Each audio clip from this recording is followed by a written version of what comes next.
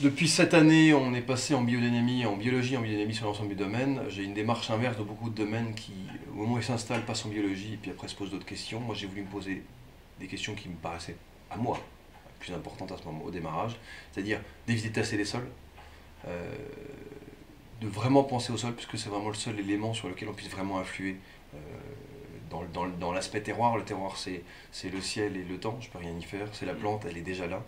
Et c'est le sol, et le sol est le seul élément sur lequel je puisse faire. Et puis il y a le bonhomme aussi, dans le terroir. Le bonhomme, je le connais, il ne peut pas en faire grand-chose.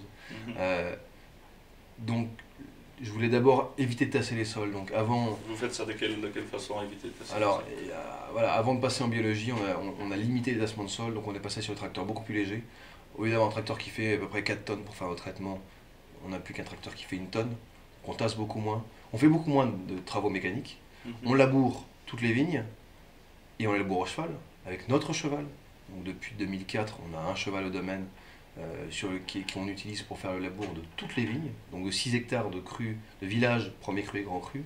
On ne le fait pas sur les Bourgognes parce qu'économiquement c'est pas possible, mais tous les villages, tous les premiers crus, tous les grands crus sont faits. Et c'est pour moi beaucoup plus important de le faire sur des villages, parce que c'est là où on a les sols plus argileux, qui sont plus tassants, plus massifs, que sur des coteaux où il y a du calcaire, donc premier et grand cru, où là on a moins de problèmes d'écrasement de sol. Donc on a voulu travailler là-dessus. Une fois que j'ai solutionné ces problèmes-là, je me suis ouvert à la biologie et à la biodynamie. La biodynamie, on y croit, on n'y croit pas. Je suis une formation scientifique, je suis ingénieur de formation et œnologue, donc je serais peut-être poussé à ne pas y croire du tout. Certaines rencontres m'ont permis de penser que ça faisait vraiment du bien à la vigne. Et je me dis que si ça fait pas de bien la vigne, ça ne fait certainement pas de mal, parce que aller mettre quelques grammes de différentes préparations le matin ou le soir dans les vignes à certaines périodes, ça ne peut pas faire de mal. Et j'ai tendance à penser que ça fait du bien, parce que les résultats que j'ai vus sur d'autres domaines font que je pense que ça fait du bien. Vous voyez derrière nous, on a le clos du château.